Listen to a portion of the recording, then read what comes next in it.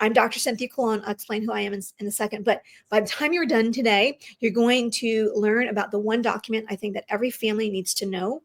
And usually they don't. 95% of families I talk to don't know this one document. You're also going to know who to ask for teachers or recommendation and when to ask. You'll also learn the difference between a passion project and what we call a level 4 and level 5 impact and intellectual project. And finally, we'll discuss the number of essays that are needed to apply to college, which is going to blow your mind.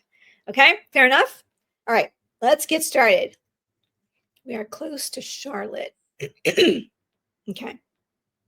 All right, well, on the 10th, I'll be in Asheville. So I'm flying into Asheville and then headed to Raleigh and then headed to the Outer Banks. I don't know. All right.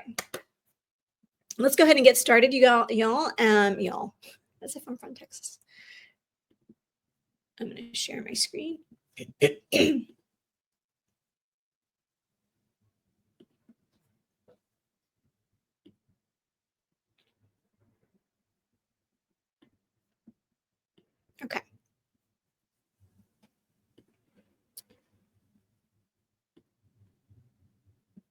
Okay, great.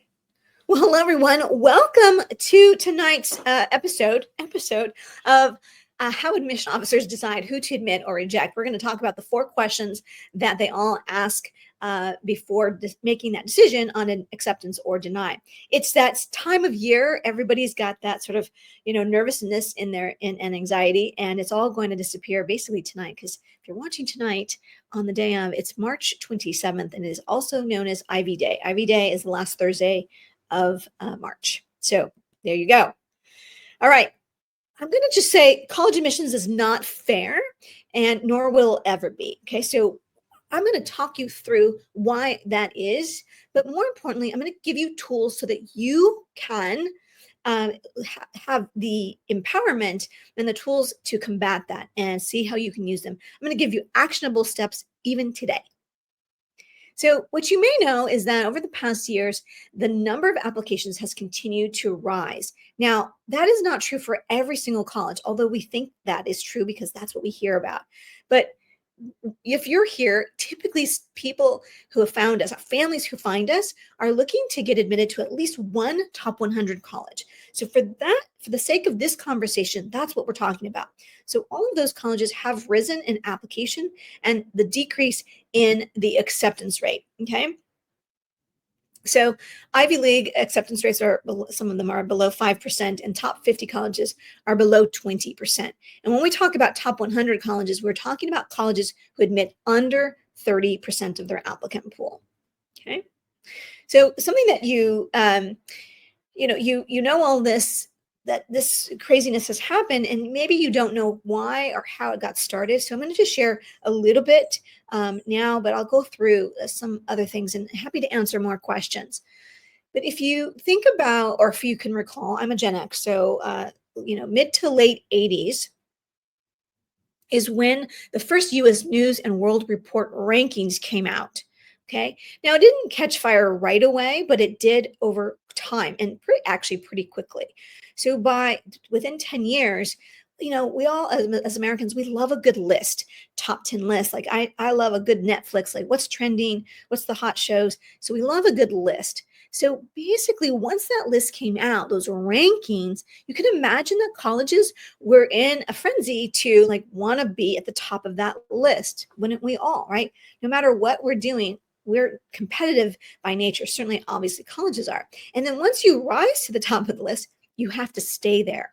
So that's when the college admissions really became a business or an industry where now colleges were basically forced to, in some way, to start marketing and doing basically marketing and sales. And so when I think back, I didn't think of it this way at the time. When I think back at my time at Vassar, which is what you see on the screen here, when I worked at Vassar, I was like, oh, I was a saleswoman. That's essentially what I was doing. I was traveling the country selling the college. Okay. So I worked at Vassar. I learned a lot of these behind the scenes secrets, not just, of course, of the U.S. News and World Report, but just like how things worked. And when I moved on to become the director of college counseling at Marymount High School in Los Angeles, I used those very behind the scenes secrets to give those to the students at Marymount. Now, Marymount, if you're not familiar or with you're probably not familiar with the exact high school, but Marymount is a private independent school, and so the with a price tag today of over 45,000, it might even be over 50,000. I don't say that to impress you, but to impress upon you the amount of resource and wealth at the school. So it was imperative for the head of school to want to hire someone who had worked on the other side of the desk to come and help the girls have access and get admitted to top colleges. So within 6 months, our students were admitted to Duke, to Brown, and to Stanford. So things were working pretty quickly. So before I dive into all of those things that I'll share with you today, I will say a little bit about my background, because you might be thinking, who are you and why should I listen to you? No worries. Here's a quick backstory of who I am. And this is my mother here. I'm a pepper shirt. My mother had a dream of going to college. I'm a daughter of an immigrant mother, and she wasn't really encouraged. She came home and she was admitted to 2 colleges, and she was like, "Look, Mom." And Mom wasn't too excited because she said, "You're just going to get married and pregnant," she said in Spanish. So self-fulfilling prophecy. Fast forward, my mother didn't want that to happen to her own children, her 3 girls, and I'm the oldest of those 3 girls. So when she met the gentleman here, the the Santa Claus looking man with the beard, she met him when I was a sophomore, and she said to him, he worked at USC, and she said, "Hi, my daughter wants to go to USC." And he said, "Here's my card, and when you're ready, just let me know, and I'll help you. I'll help her, know what to do." And thank goodness, because I was paralyzed as a senior in high school. I dreamt and talked about going to USC so much, but then I became like a little child rolled up in a ball, not knowing what to do. And my mom really knew. She said, "Nope, this is not happening to you. Let's call Mr. Vargas." And so there she drove us north on the 110 freeway in the brown Oldsmobile, and we got the advice. So I'm thankful to her, and I'm thankful to you, because she had the courage to say, "Hey, I can't do this by myself. I don't know how to help my daughter, but I know someone who does." And so we sat in his office, much like you're doing today, and he just told us what to do. And he, gave me some advice. He gave me an application. He told my mom what to do for financial aid. Bada bing, bada boom. And I followed exactly what he told me to do. And 4 years later, I was graduating from USC. So really my mission, I think since then, it was just a seed that was planted at that moment to be sort of the Mr. Vargas for other people. So that's why I do what I do, because it just changed the trajectory of my life. And I'm so thankful for my mom who asked for help. So bravo to you for being here. Um, from there, I got mentored by great people at USC. As I said, it changed the trajectory of my life because someone encouraged me to apply to graduate school. I went to Columbia University for graduate school and worked at Barnard College. And then from there, worked at Vassar. But in my time, sort of after Vassar and after my time working in the admission industry, I finally did write my first book. And this is the second edition, Be Committed, Get Admitted. And I've been lucky enough and have had fun to be on a number of TV shows in Chicago, in New York, in San Diego, and of course in Los Angeles. So it's great. If you're looking for my TED Talk, it is called College Admissions is Not Fair, and you can find that on YouTube as well. Okay. Here's something I'll pause before I go into our presentation, and that is, this is Gary Clark. He's the Vice President of Enrollment at UCLA, and I interviewed him in probably my first season on the podcast Destination University. You can find it in any place you get your podcast. And so there's 2 things that stick with me that I'll share with you all today. So don't take my advice. You can take his advice. Okay. So first I said, "Gary, UCLA receives the most number of applications of any college in the world. And I get the question all the time, do they actually read all the applications?" And he said to me with straight face, he said, "Yes, we do." And in California, if you're not familiar, the students who apply and are ultimately admissible to the UC system have to have a minimum GPA and a minimum set of courses. So he said, even we read every single application, whether or not they're even eligible. So that's the first thing he said. But the second thing that spoke to me, and we use in our courses, especially our college essay boot camp, he said, I'll never forget it. It's on the podcast. He said, think less about what you think we want to hear and more about what you need to say. Mm, mm, Can I get an amen? Right? Right? Okay, so let me say that one more time so you can tattoo it to your brain. He said, think less about what you think we want to hear and more about what you need to say. It's gold, gold.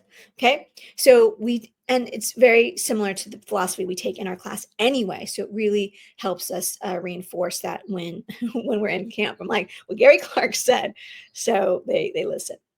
Okay. So in the next 30 minutes, I'm going to give you some behind the scenes truths. I'll give you the 4 questions that we ask.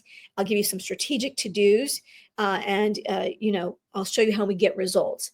But I'll repeat what I said in the very beginning. You're going to learn today the one document you all need to have a copy of, like tomorrow, tonight, after we're done. You will learn which teachers to ask and when to ask them. You'll know the difference between a passion project and what we call a level 4 or level 5 leadership project. And finally, you'll understand why you need multiple essays and why there's so many. Okay, so those are the 4 things. I promise that you'll know those things. Okay, let's just see. I just like to pause because I never know is anyone paying attention? Are you guys ready to rock and roll? Type the number 1 if you're ready to go. If it's good, if you're good. If you're like, yes, let's go. Tell me more. Okay, I don't know if there's like a time delay. Okay, I see some of you coming in. Okay, excellent. Thanks, Miguel. Okay, fantastic. Okay. All right, let's go ahead and go on. So who is this for? So now you're going to type into the chat the number 1, 2, or 3. You might be the holy smokes parent, like, when did this get so competitive? Maybe you're just learning about this right now. You have a son or a daughter who is a class of 26, 27, or 28. And somewhere along the line, you learned that this is super competitive, which might have been why you got here. You might be the now what parent. The now what parent has a son or a daughter who either of their own volition or you pushing them in a nice way. They've done everything right. They have the right course curriculum. They've been doing, level 4 and level 5 leadership projects. They're doing all the right things. And now you're like, now what? Like, I can get them this far, but I don't know if I can get them across the finish line. And then you might also be the first rodeo parent. That would be my mom. Not only, she didn't go to college herself, but I was her firstborn. So most of the parents that are the first rodeo, it just means for many, it's that it's your firstborn. And you're like, I don't want to screw this up. It's my firstborn and I don't know what to do. So you may also be someone who did not go to college, but basically you're a 1, 2, or 3. So if you want to type it in the chat, I'll take a peek here in a second, or you can type the words. But here's the thing, you're here in the right place. As I mentioned, my mom just, this is many years ago, and it was not nearly as competitive, nowhere near as competitive as it is to get into college then as it is now. But still, I keep, I get teary when I think about what she was able to do just by going to ask for help. So, yeah, can I get an amen? Right. Okay. So, yep. Okay. 1s and 2s. Okay. Yeah. Now what? Brooke, now what? Mm-hmm. Yep. I hear you. Okay. Let's keep going. So, when I did my research for my TED Talk, I looked up obviously the definition of fair. So impartial and just without favoritism or discrimination. That's the definition. So when you really think about it, college admissions it's not set up to be definition, by definition, it's not fair. Okay. I'll share with you a little bit about what I learned about fair and about private and public school. So sort of the angle that I come at this with is like, oh, all of the realizations that I had having come from public school myself, and then going into this world of Vassar, very elite college admissions, and what all that meant. So here are some behind the scenes truth. There are what I call sort of tier 1 to tier 1 at the top, and then tier 5. So in terms of levels of school. So a tier 5 is like your typical, public school, me, that was me. Then maybe your child attends a charter school. You might attend a religious institution. Okay, I was a principal at uh, two Catholic schools. I'm Catholic, and so I was principal at two Catholic schools.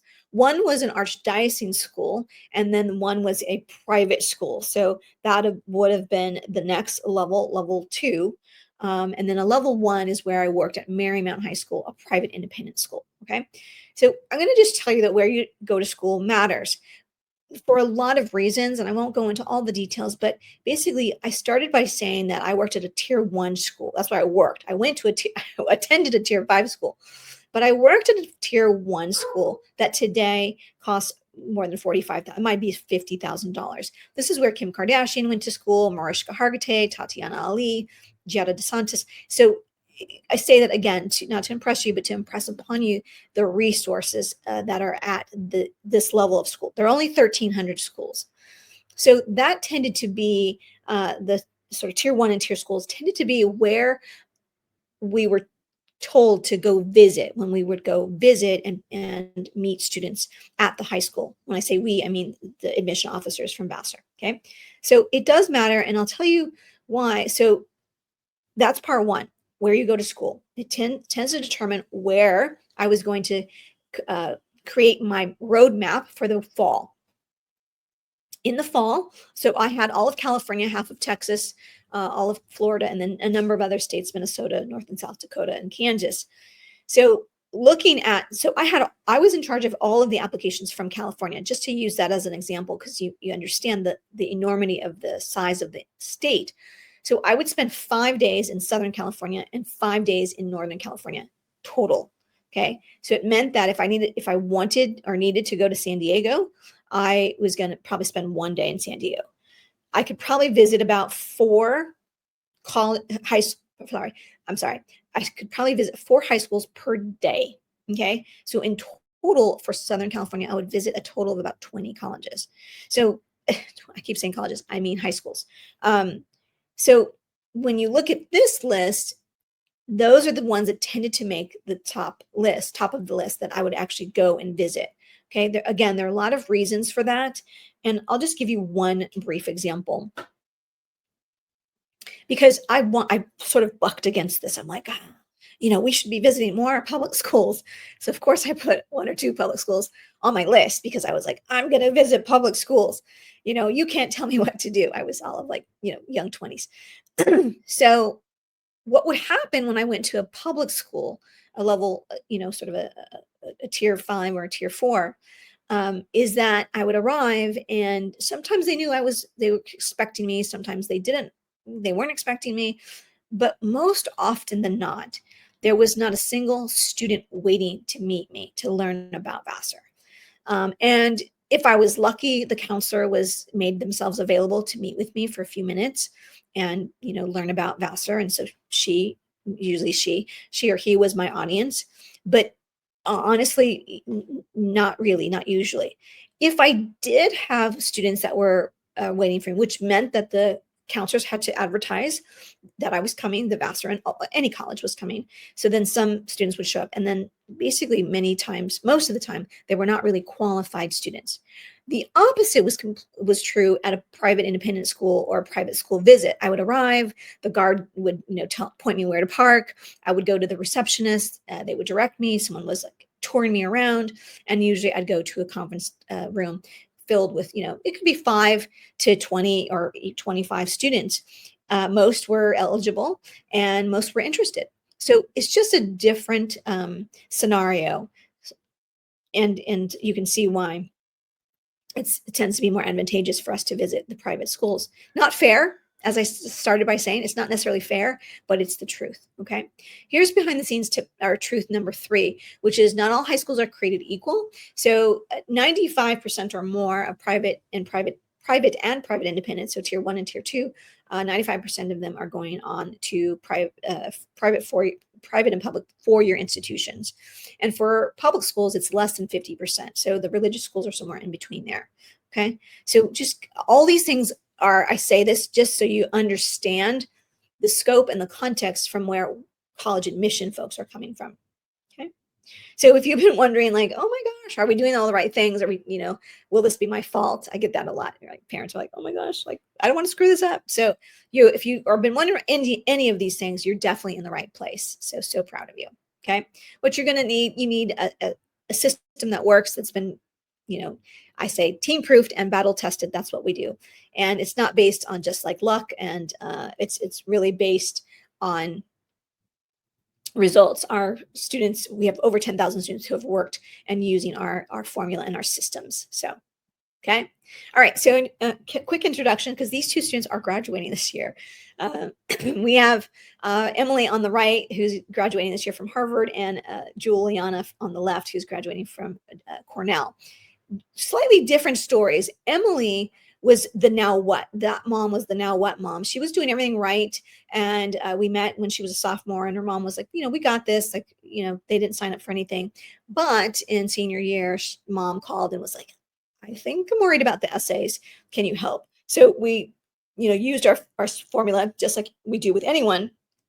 So we scooped Emily up in the final quarter, so to speak, and she was admitted to Harvard before Christmas.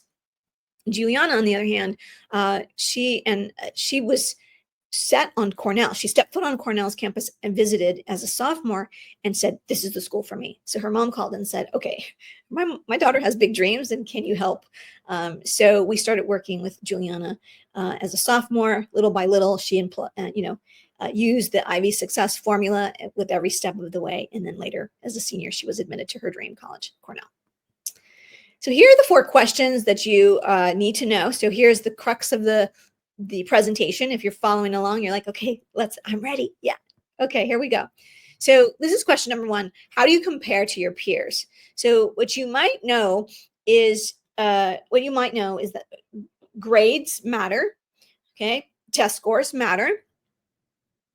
You may also even know that the number of honors and AP courses also matter. Okay. What you may not know is that colleges will recalculate the GPA, okay, so that they're comparing apples to apples, oranges to oranges across the board. It's typically focused on the sophomore and junior years, and it's only the core academic subjects. So to give you an example, at Vassar, I would recalculate the GPA using a 12-point scale. And I only calculated grades that were in English, math, science, social science, and modern language. I call that the 5 academic food groups. Okay. Now, in the University of California, they do count visual and performing arts courses, because that's a whole nother section. So they have a slightly different way that they recalculate, but they too will recalculate your GPA. So I often just want to tattoo this to your brain. I want to remind families that your child is going to graduate with 8 semesters of grades, but will apply to college with 6 semesters of GPA. So that clock is ticking as soon as you step foot on campus. So if you're a sophomore, you're halfway done with your GPA, and you're in the 4th of 6 semesters. Okay. So I'm like, put it in turbo. Let's go. Right. If you are a junior, class of 26, you're at the close of your 6 semesters. So there's not a lot of movement that you can make with your GPA except between now and the end of the semester. Okay. So just keep that in mind. That is something that you should know. Now, here, you may want to screenshot this or tattoo this to your brain. So I'm going to walk you through. This is the one document, it's called the school profile, that you need to have a copy of yesterday. Okay. So I'm going to tell you what to Google, so you can write this down. And then I'm going to tell you why it's important. Okay. So you're going to Google the term of the name of your high school, like Palo Alto High School, plus the words school profile. You can add the letters PDF at the end, but Palo Alto High School school profile.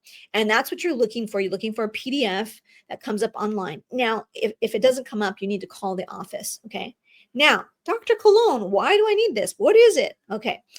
This is the school profile, is the document that high schools send to colleges so that they understand the context of their school. So I'm going to find demographic information on there, GPA distribution, means and average test scores, AP scores, how many APs are offered, how many honors are offered.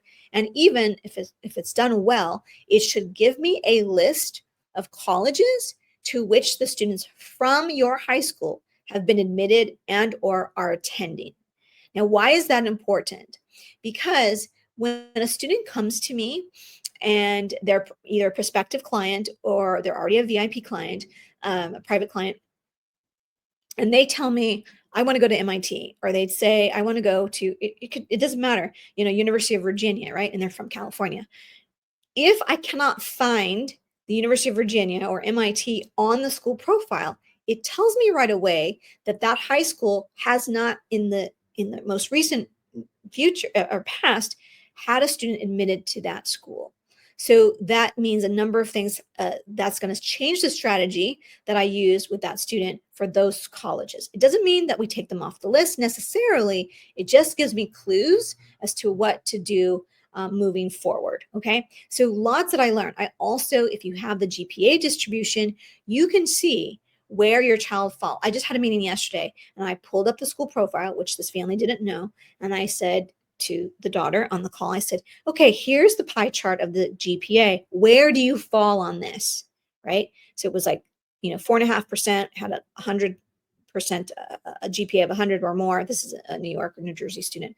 They have numerics. And then the next 6%, so the top 10%, right, had the next, whatever the next level. So she says, I'm in that second level. I said, okay, great.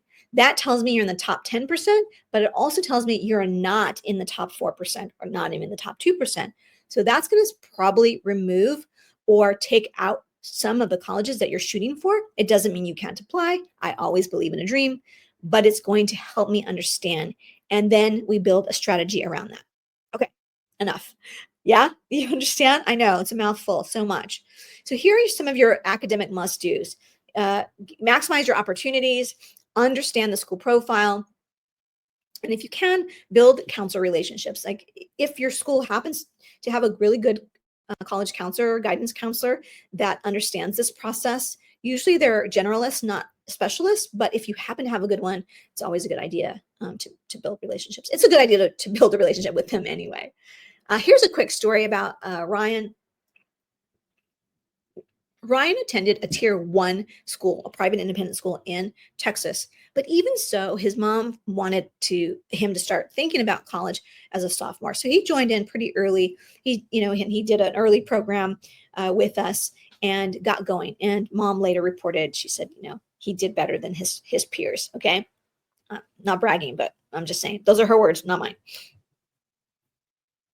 And then here we have on the right, we have Malik. He joined as a freshman. He was our youngest camper at the time, and probably our youngest still. No, that's not true. We've had other freshmen. So Malik took the courses, followed the pattern, followed the formula from start to finish, and he is now a sophomore at University of Virginia. Cosette was the opposite extreme. She was one of our older students. She'd been denied to every college she applied to, not once, but twice. First, as a traditional high school senior, she applied and just blissfully, naively applied to her dream colleges, really not understanding kind of the competitive nature.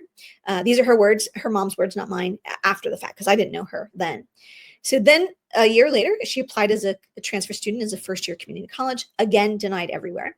So her mom, like you, came to one of our webinars, and she was listening purposefully. I think she was listening in the kitchen so that Cosette could hear sort of in the background. And she heard me say something like, one of the things I say, she says, I think you said that thing. Students aren't rejected, applications are. And it hit her. And she said, okay, my daughter is doing something wrong, but this is fixable. And eventually, in that year that she worked with us, she followed everything to a T. And not only did she get into her dream college, UC Santa Barbara, but she also got admitted to Berkeley, which is a big deal because she's from Maryland. So it's really tough to get admitted to in-state. So there you go. Okay. So if you'd like to be like Cosette or Malik, you can book an appointment. Let me see if I can pop that into the chat really quickly. Um, there we go.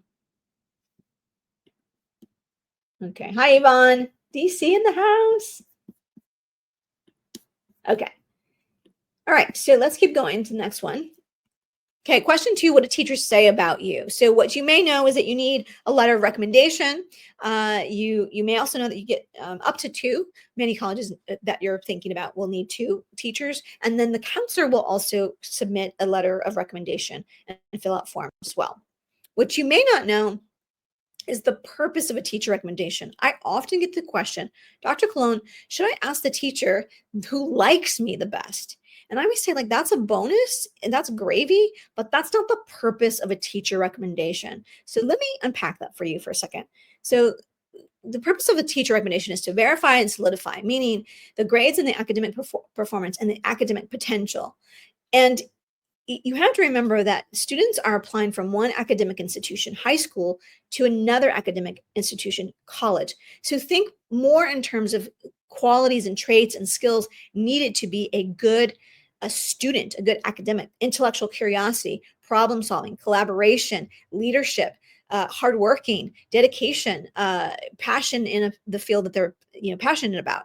So think about those kinds of words and find the teachers, or think about teachers in your head, like which of my teachers would say these things about me, right? So that's the biggest difference I would just share with you. Here's an insider tip, and I'll just say this out loud, and again, we can unpack it later if you want to stay on. But when I worked at Marymount, this is a quick story because I got to the school and I was like, oh, of course, all the teachers are fabulous and great, and they all know how to write letters of recommendation. You just assume because either the caliber of teacher that is there, and or like where they went to college. This teacher went to Brown himself, and so this student who had this young woman, her first choice was Brown. So she was like, oh, I'm going to ask Mr. So-and-so because he went to Brown and he teaches my AP class, and it just made sense. Well, it happened to be that letter came back in the mail as returned to sender. And we opened it, and basically that teacher had handwritten just 2 or 3 sentences, maybe 3 or 4 sentences in ink on the back of the sheet and sent it off. And here's what I learned, that teachers, just because you teach AP does not mean you know how to write a letter of recommendation that adds value to an application. Okay. So the first thing we did at Marymount was we revamped the way we started training teachers how to write, showing them why it's important, and doing case studies with them. So that exact process is what we teach our students, like how to reverse engineer what you need from a teacher. So anyway, my message to you is that piece is a critical piece, and not to take lightly. This is Jonna. She's now at Princeton, but she started working with us as a sophomore and then became a VIP client and used every single step. And this was key for her as well, because she attended a really top charter school, so really a level 4 school in Chicago. It's ranked nationally, so she had that going for her, but she really followed the formula, including what to do with teachers. These 2 students, these are current seniors. Ethan has already been admitted to Duke. He'll be watching the Duke basketball game tonight, he told me, he texted me. And then Mark is waiting to hear. And Mark is funny. He's like, Dr. Cologne, I'm going to open them all at the same time. He's waiting for all of them I think he's going to wait till tomorrow to open several that I couldn't wait. I'm like, oh man, how can you not open? I think he's waiting to open several UCs, and I don't know. So he's doing some cool things. But I will say Mark really followed it to the T, and he thanked me because his teachers thanked him for what he did to help them. Okay, so here's my little to-dos. You want to choose teachers who know you well and can speak to your academic strengths. Tattoo that to your brain, academic strengths. And then help with giving teachers some examples, specific examples and anecdotes to help them, and always give a little small gift. It doesn't matter if it's a $5 gift card or a little $10 gift card, but something to just thank them, because this is not something that they usually get paid for. I think we might have given a stipend or something at Marymount, like if they needed to take a day off. But even at a place like Marymount, this was part of their job. They were expected to write letters of recommendation. So teachers are not getting overtime dollars to do this. So just thank them. Again, I want just to encourage you, if any of this sounds or is ringing true to you, please book a call. That's the best thing. We offer a free 45-minute session with me. So there you go. Okay, question 3. How do you spend your time outside of the classroom? So what you may know or what you hear, because I hear it all the time, is this passion projects. People, families, parents are calling me and like, what's a passion project? And I finally kind of looked it up, and a passion project is what's our level 3, what we call a coolness factor or a coolness project. So I'll explain that in a second. But what you may not know is that not all activities and involvement they're not created equal. So you want to really understand the difference. You may want to screenshot this. This is one of those things that most people screenshot. So this was something I was working on during my TED Talk, and I allude to this, but I actually don't think I explain it as well in my TED Talk. Go figure, right? Yeah. Even if you get TED Talk doesn't mean it's perfect. So I came up with this after the fact. So this is my 5 levels of leadership hierarchy. And so basically, what we have here is a level 1 leadership is school involvement. That's 95. That's almost everybody. That's just being involved in something, a club, an organization, a sport. Then you have level 2, which is school leadership.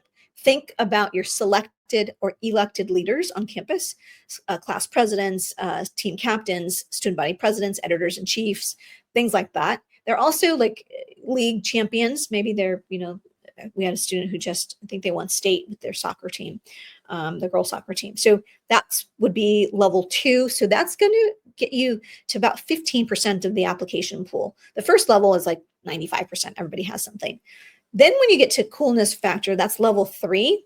That's what I think people call passion project. What is something you do whether or not someone paid you to do it or gave you a grade for it? You just would do it. When I say you, I mean your child, of course. So we're talking about, do you like to learn multiple languages? Do you like to read books? Do you have a collection of items? Do you know every baseball fact there is? Do you own every Michael Jordan, shoe? What is a coolness? What's your coolness factor? What's something that's really super cool about you that is unique to you? Okay. Level 4, I will show you, and I'll take you into some examples here, okay? Because there's a difference between level 3 and level 4. So level 3, passion project that you might know, or coolness project that we say coolness factor, is about 10% of the applicant pool. So that is super impressive. You're like, how is it not, why is that not enough? Okay, I get you and I feel you. I get it. And like, yes, you can stop there. And plenty of students get admitted with a level 3 project. Okay. But let me show you the difference. Okay. So here's our 2 level 3s. Here's Mira on my right. She's now at Berkeley. And here is Gemma. She's a current senior. She's on my left. She's from New York. Mira's from California. Gemma was admitted to Northeastern and SUNY Binghamton University and Elon. And I think she committed to Elon. So both of these girls were competitive dancers. As students, and even before high school, like they've been like Mira has been tap dancing since I can't remember. Might have been 5 or 8 years old, and Gemma probably late elementary school and beyond. She was a competitive dancer. They both also cheered or were on the cheer/dance team at their high school, right? So they had studio dance. They were competitive dancers, through their studios, and they also did that they brought that talent to school. Okay, that's a level 3. That is a solid level 3. And you see, they were admitted to very acceptable institutions. Okay, now we go to level 4. Here is Sienna. Now, I dare say that Sienna, I don't think I'm talking out of turn. She might say, like, she's not maybe as charismatic as Gemma. And she said to me very early on, she started working with us as a sophomore. And she said, Dr. C, I am not that girl. I'm not going to run for office. I'm not going to be that person. So she wanted just something that she can just do on her own. She, at the time, thought she wanted to be a pediatrician. And she also had a sewing machine at home. She loved to knit. She loved to sew. She loved to be crafty that way. And so we placed her with an organization called Beads of Courage. And what they do is enlist students like Sienna to sew bead bags for kids with cancer so that they can put their milestone beads in this little bead bag. And inside is a little personal note from the person who sewed the bag. So this project could have been at level 3 if she would have done 10, maybe 15 bead bags. But she started before her junior year, summer before her junior year, she started a little bit, and she set a goal to sew 100 bead bags over the course of like 14 months, right? So then that is a level 4 type of what we call an impact project. So write this down. An impact project has 3 criteria, and I basically borrowed it from Girl Scout Gold Award. The 3 criteria is this: you must solve a problem for a community you love and spend 80 hours or more. Okay, that's straight up from like the criteria for the Gold Award, which we work with a number of students. So so thinking about kids with cancer or kids with cancer who need bead bags or need encouragement. Kids with cancer or kids was really her passion of working with children because she her love of kids, and then 80 hours or more. So that's the difference between like, do I do 10 bags or do I do 100 bags, right? That's an impact. That's a legacy. That's something that you really left an impact for a community. So that's a level 4 leadership example. Here's a level 5 leadership. Now, most students, I will say, are not necessarily going to hit every single level on the pyramid. Okay, this is a little bit of a unicorn. Okay, so she hits every single level, but I'll just show you that her level 4, she's a Girl Scout Gold Award. Her level 4 project, to maximize her time and her minutes and her bandwidth, we made sure that her project was also an intellectual, a level 5.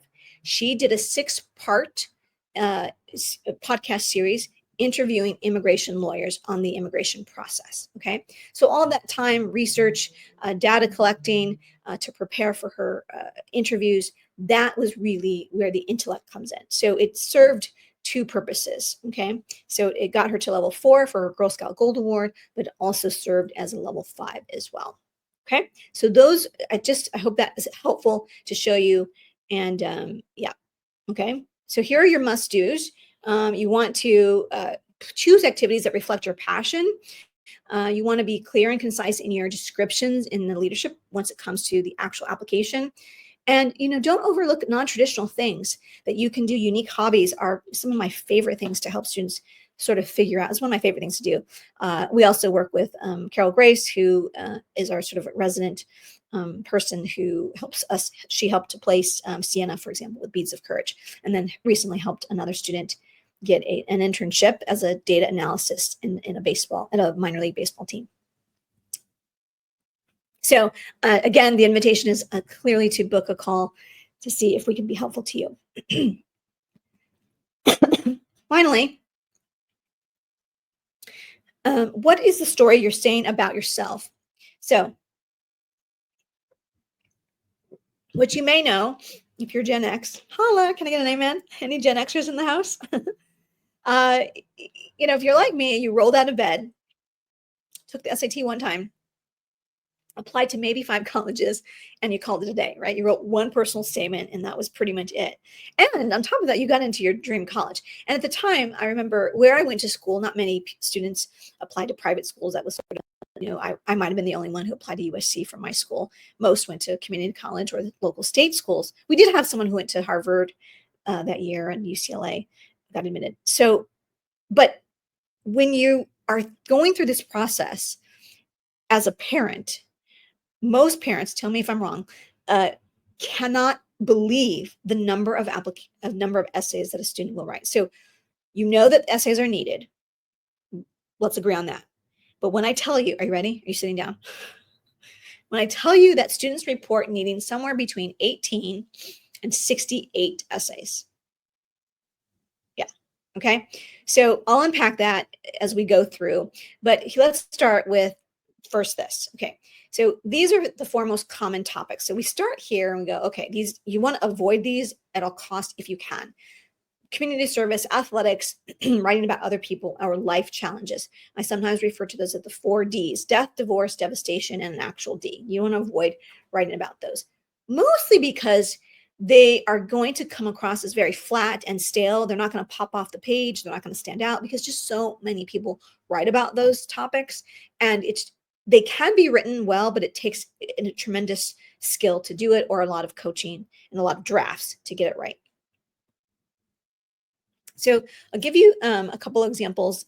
Both of these girls are named Amelia. So Colgate Amelia is from Texas, and Amelia from USC is from North Carolina. So the difference here is that similar to Emily and Juliana, Amelia, who's now at USC, she found us, her dad found us pretty late. He said, I was referred to you, and my daughter, I think, needs help with her essays.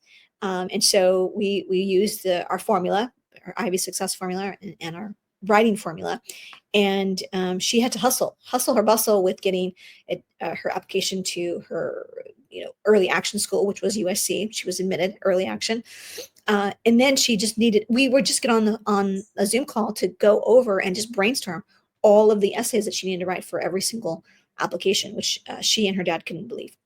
Then Amelia on my right from Texas, her story is that her mom hired a private tutor, which I know people think that's the gold standard.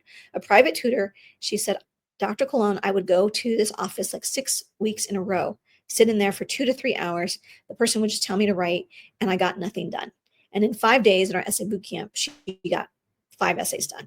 So she wrote a great essay about chocolate, which one day soon we'll use as an example. It's a great essay, and she says, I think that's what helped me get admitted to my first choice school. She applied early decision to Colgate and got it. Here are these twin boys from New York.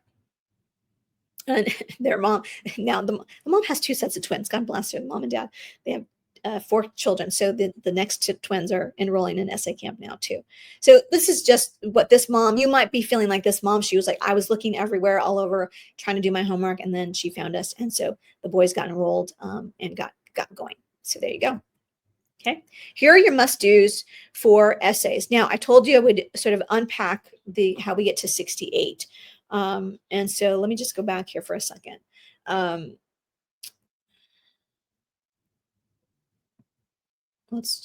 We can just stick on this slide here. So I actually did a video that's coming out, a long form YouTube video that's coming out in the near future. So I did the homework because one of my students, who's a senior now, reported that he needed 66 essays once he counted them all up. So here's how it breaks down. So I'm going to just kind of be brief to not overwhelm you. But if you're in California and you're applying to the UC system, University of California system, that's already 4 essays. The common application is 1 personal statement, 650 words maximum. So that's another one. So these 4 are 350 words each. Then with each additional application that you add to the common application, it's going to be an additional 2 to 7 additional essays for each school. So for example, I remember doing the math on like Brown and Princeton and maybe Harvard. Maybe Harvard was like 5 additional essays. The others were 7 additional essays. USC had 10 short responses plus 2 additional essays. So it all just adds up. And for a student, a teenager, even if you say, oh, it's only 50 words, or don't sweat it, don't overthink it. You can't tell a teenager that's applying to their dream school. I don't blame them. I feel, I don't like when, adults say, oh, it's fine, don't worry. No, you have to put in the effort. And so we teach students to take our core 4 essays. Who am I? What am I good at? What's something cool about me? And why this major? And we teach them in Essay Campus, which is part of our program, one piece of our program. We teach them how to repurpose and retool those essays over and over again. So our boot campers, essay boot campers, will write these 4 topics, write on those 4 topics. We call them the signature core 4 topics. And our students who are our elite clients and our VIP clients, we tend to write a cadre of somewhere between, we add another, I say we get to another A4. So about 8, we have a sort of a set of 8. Sometimes we need 10, but we have about a set of 8 that we repeat, rinse and repeat, rinse and repeat. Okay. So not to overwhelm you, but that's the truth. Okay. So I just wanted to share that with you. Okay, I think that's basically the big four questions that I wanted to get through and make sure you know about. Okay. So with your permission, you know, we're going through this right now, and and everybody's sort of going through, oh, what happened, uh, and let's see. Okay. Oh, waitlisted at Wharton. Okay, that's good. All right. And wait, some of my kids are looking to see where they got admitted. Okay. So, if with your permission, I'd like to just share with you just quickly kind of how we work with students. If is that okay? And then I'll take your questions. So, if that's okay, give me type the number one in the chat. Yes. If I have your permission, I'll just share just like 10 minutes of like what we do and how we work, because you've heard me talk about our students and their success. So let's see.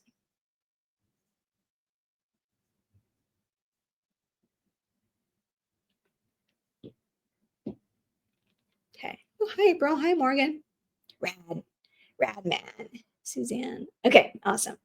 All right, I will stop sharing my screen actually. Okay, awesome.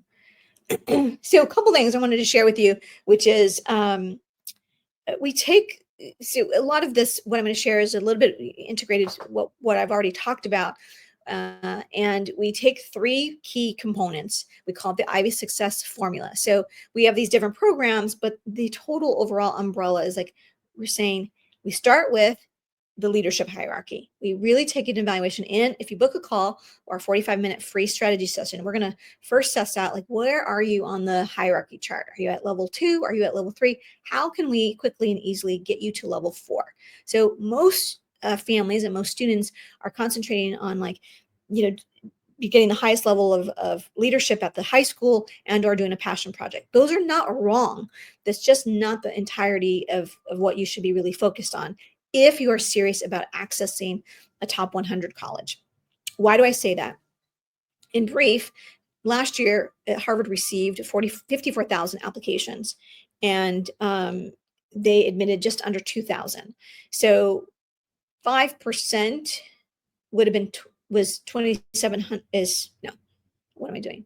Yeah, they admitted under 5%. So if I do the math, 5% is 2,700, and 1% is 540. Okay, so remember I said on the chart, a level 3 passion project, or what we call coolness project, is about 10% of the applicant pool. And then level 4, you quickly jump to about 5% of the applicant pool, and then 1% as an intellectual project. Okay, so if you think about, okay, they admitted under 5%, where do you think the majority of their admits came from on the hierarchy chart? If we just looked at that. So that's really where we're focused on for our clients. How do we quickly get you to a level 4? Now, Dr. Cologne, I'm not trying to apply to Ivy League school. No problem. Not at all. Now, here's the thing. Still, if you are applying as a strong, solid student, everybody looks like you. No matter what pool of applications you're applying to, 60 to 80% of the applicant pool, they're all equally academically qualified. Okay. So one of the ways to make yourself stand out is at least to help you enhance your chances is to by getting to that 5%. So for us, it doesn't matter if you're literally applying to an Ivy League school or a top 50 school. It's you're trying to get as many choices and maximize your chances as possible. So that's step one. Step two is most families, as I mentioned earlier, will concentrate or think that they need to concentrate and spend 70 to 90% of their time drafting that personal statement and putting most of that energy and efforts into that one essay. And we take a completely different approach. We say you at least need a signature core 4 of essays. And who am I? What am I good at? What's something cool about me? And why this major? And again, we add an additional 2 to 4 on top of that with our elite and VIP students, because you're going to need a lot of essays. And the worst thing students can do is start from scratch every single time. And most students attack the process like that. Oh, here's another essay. I gotta start again, and they start from scratch and they write these essays that have not been vetted over and over again. Whereas we take the opposite approach, and we maximize the minutes, we maximize the bandwidth, and we get the essays right so that you can repurpose them. And then step 3 is what I like to call we try to have a bulletproof college list by looking. Most families take the approach of like, let's apply to the most. They don't necessarily say it this way, but like the most popular colleges, the most popular colleges that we all know, and we all can name sort of like the top 30. But there's a wide range of colleges, and if you're serious about finding a top 100, we can find it, but you just have to know the right tools, the right reports to look at, and to figure out what's the right list for your child, right? The goal is to have maximized choices and chances. And so we take a look at what is the major. Do we need to alter the major, tweak the major?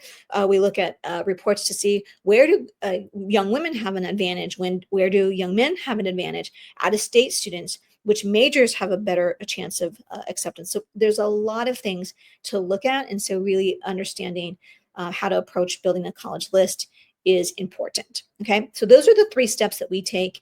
And again, I want to just encourage you to just make an appointment. You have nothing to lose.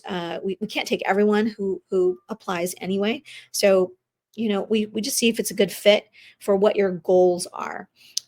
So there you have it. I'll just stop there because I've talked plenty today.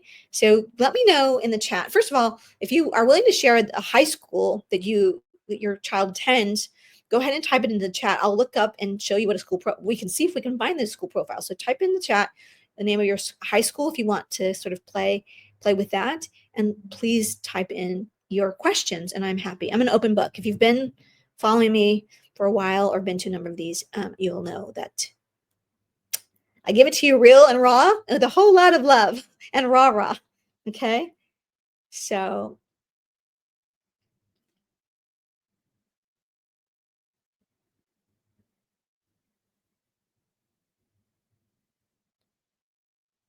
I'm just checking my text to see if he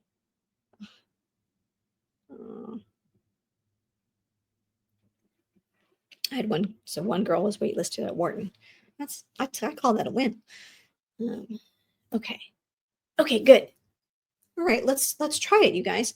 Okay, go ahead and type into the chat if you have questions, but I'm going to do this with you. So Broadneck High School. Morgan, where is that located?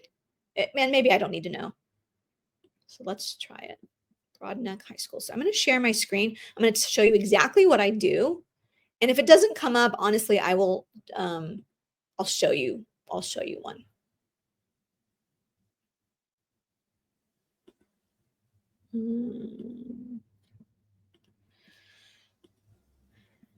So I'm going to just type literally Broadneck High School. Is that the right one? School profile. PDF. Let's see. Okay. Oh, look. Yes, I think so. Okay. So this is the one that comes up. So let's just take a look here. Annapolis, Maryland. Is this the right one?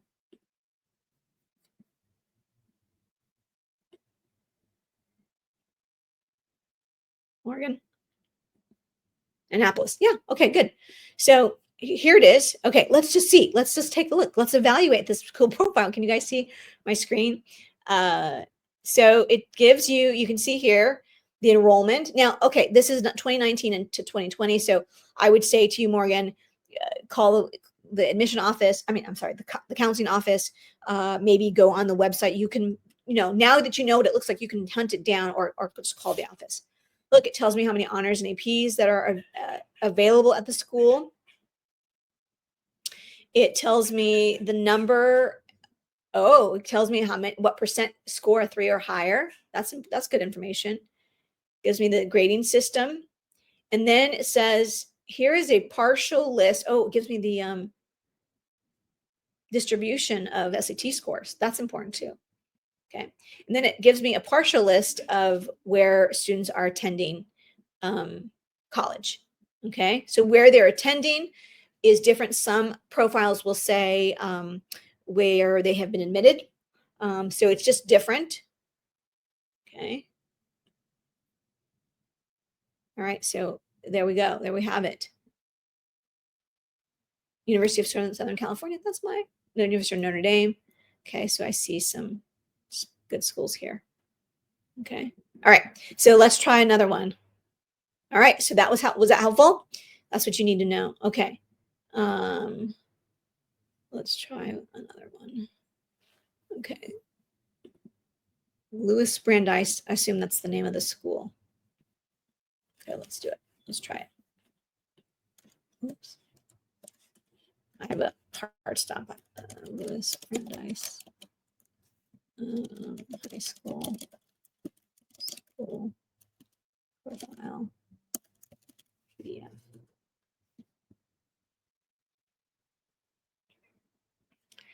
Okay, so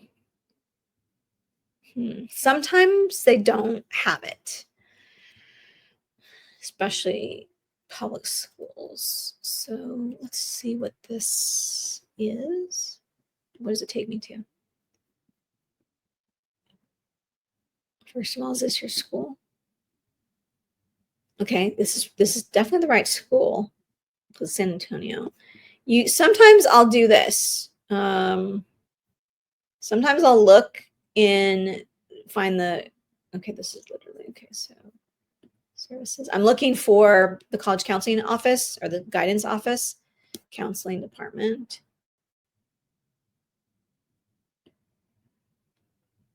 Curriculum, counseling team.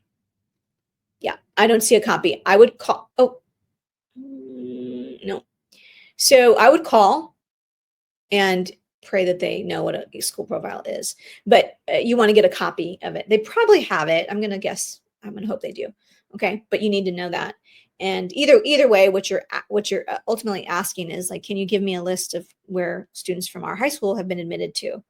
You know, who someone's keeping that data somewhere, hopefully. Okay. All right. Let's do one more. I'll do one more, you guys, and then I'll answer your questions. Paulding County High School.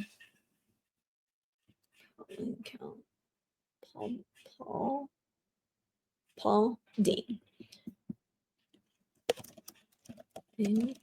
County High School profile PDF. Let's see what comes up. Okay, yeah, sometimes it doesn't come up, you guys. Student handbook. Let's see what we got going on here. Well, let's see if we click here, where does this take us? Okay, this might be. Is this the right one? Might be.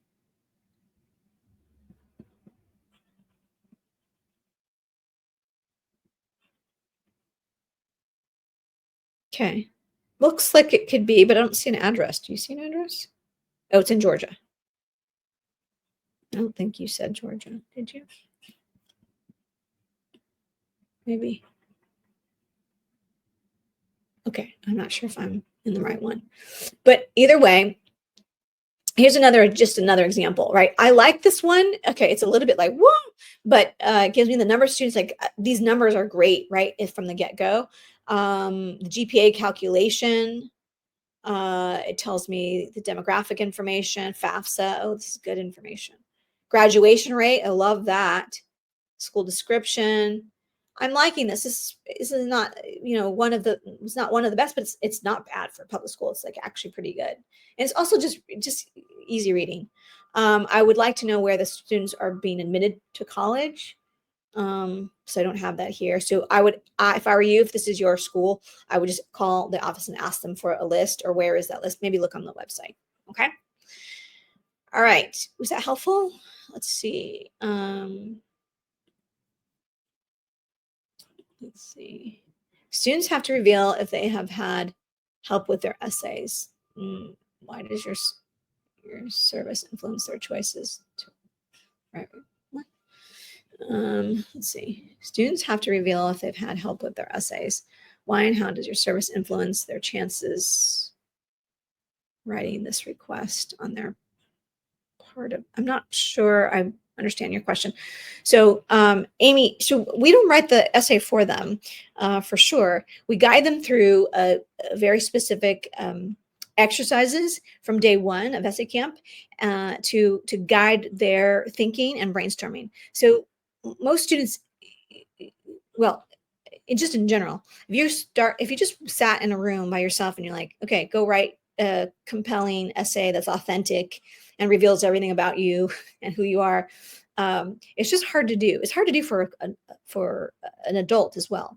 So what we do is we give them the tools and the exercises that we've used for over 20 years that have worked. And it's like day one, they're like, oh my God, like it just unlocks some thinking and some brainstorms. We do a brainstorm exercise. We do what we call a what, why memory exercise. And then we do a writing exercise. So each of the days builds on the day before, so that they're building using our tools to build on their.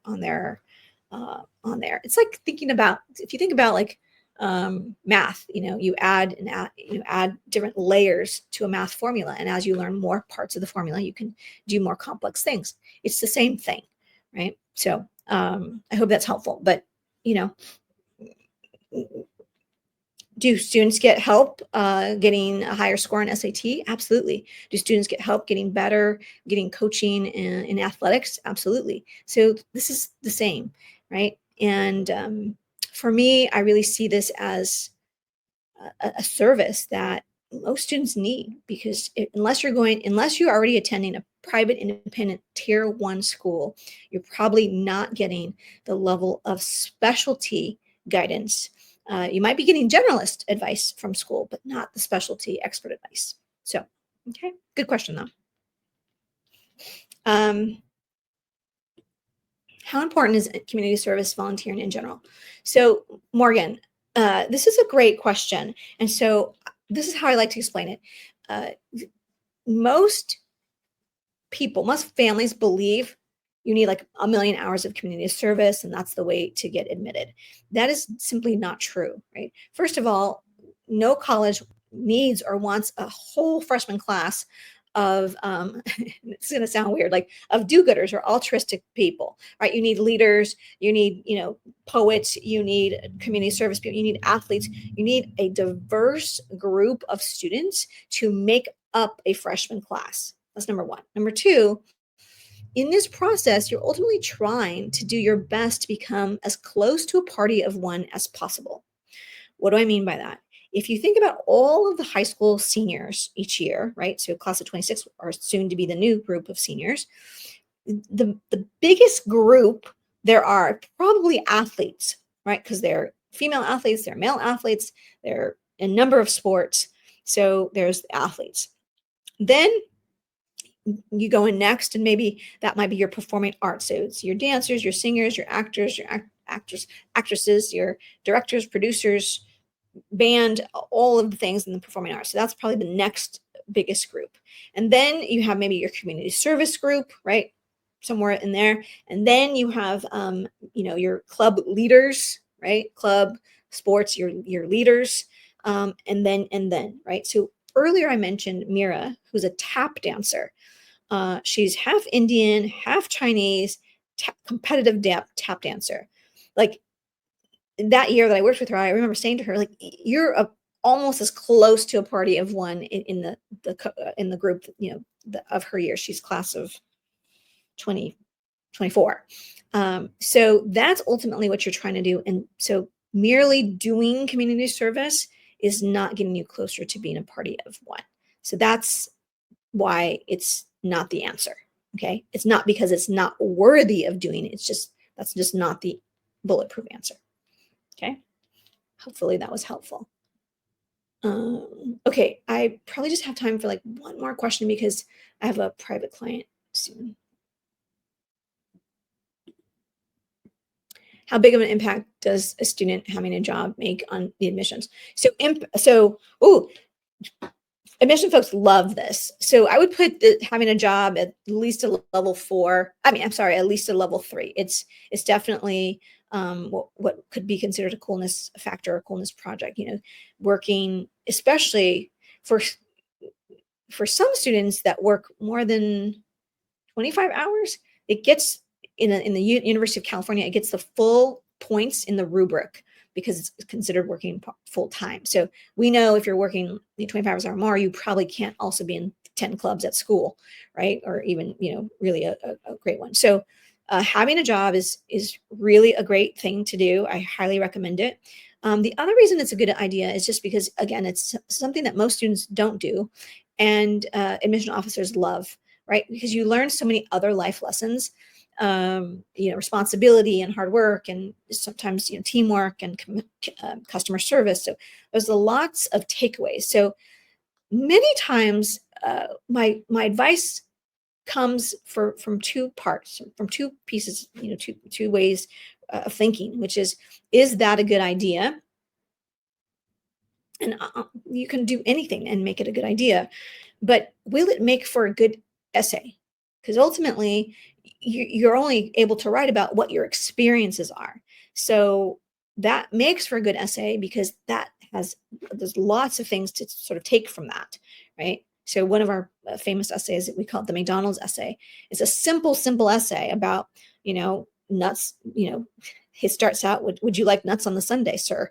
And he's asking the customer, but in the essay, he learns from the boss how much nuts cost every month. The additional, just by every person that says yes, it adds to the bottom line, right? So it's a simple concept, but it's framed and wrapped in something familiar that we all understand, McDonald's or fast food. And so it's relatable, it's simple, and it's just drives home the point. And now I want to major in business. I took statistics in my senior year because I just kept seeing everything as doubling and tripling in price. So simple, relatable, easy. So my answers usually are: is it a good idea? 9 times out of 10, it's a fine idea. But the better the better question to ask is: will this make for a good essay? Is there just a good hook that you could use? The bead bag thing is a great example. She didn't write about that she wrote that she made 100 bags. What she wrote about is literally going to Joann's Fabrics, and she says it smelled like old people in there. I'd go and I'd pick out the fabric, and I'd go home and I'd sit, and I got an ache in my back from cutting the fabric, and then her process in sewing one bag. That was the essay. And I can't tell you how many people wrote on her letter of acceptance that they loved her essay, that they loved, that she did that, right? She also wrote a cute essay about the free donuts at church. So lots of just good stuff. Okay. So okay. Oh my gosh, I need to tally ho. Let's see. Colleges don't want students who are well balanced, but rather specialists in certain areas. So, okay, Suzanne, this is a really great question. So I'm going to take a minute to do this. It used to be that when I was in high school, students, I wish I was an athlete, but I wasn't. I was a cheerleader and I was student body president. Did those kinds of things. But back then, all my guy friends and gal pals too, they were in multiple sports, right? Every season they would do a different sport. We were a lot more generalists back then than we are today. And this is my take on why that's true. So I had actually Ethan, who you met here, he's been admitted to Duke. He was admitted early decision. His mom, who went to Dartmouth, and I worked with the daughter as well. She said to me, "Gosh, why do they have to choose what major, and why do they have to know so much right now?" And I was like, I don't disagree with you. I get it. Who knows at 17 what they want to do for the rest of their life? We think we do, maybe we do. So I said to her this. So I'll just share with you what I said to her this was in the fall. I said, you go to a restaurant and I'm the waitress, and I asked to take everybody's order. And one person says, I'm at Olive Garden or I'm at an Italian restaurant. And one person says, all the spaghetti. And another, or plain pasta, fettuccine, whatever. The next person says, I want the spaghetti and meatballs. And then the next person says, I want that special with the Wagyu beef meatballs that has the homemade marinara sauce made with basil. Okay. Who do you remember? Right. So the more specific you can be in what you say, who you are, and what you aspire to be, and all of those things, the more memorable you're going to be, the more you're going to stand out. And so I think that's really ultimately what it's come down to. Again, is this true for every college? No. There are almost 3,000 four-year colleges. Plenty of colleges are going to admit students that are just generalist and played every sport and tried every single club. Bravo. Okay. So, but my job and families that find me are you typically saying, I want to get access to at least one top 100 college. How can I do that? Well, you're going to have to, there's 50 to 150,000 applications. Ordering plain pasta isn't going to cut it. It just isn't. So that's the unfortunate hard truth. Okay. So anyway, lots of strategies, lots of ways to figure out how to stand out. And so anyway, book a call. Okay. All right, guys. Uh, yes, of course, Morgan. Morgan, sounds like you need to book a call, girl. You have lots of questions and I'm happy to answer them. I'm going to head out. I need to prepare for my next meeting, but this has been fun. I love doing this. I go live every Wednesday and Thursday, and I alternate the topics. So there's always an informal topic, and then this is my formal presentation. So this next week will be on Wednesday, a repeat. So I do Wednesday at 6 and Thursday at 4 Pacific time. Okay. So I look forward to seeing you guys again. Bye for now. Enjoy and make it a happy day. Bye-bye.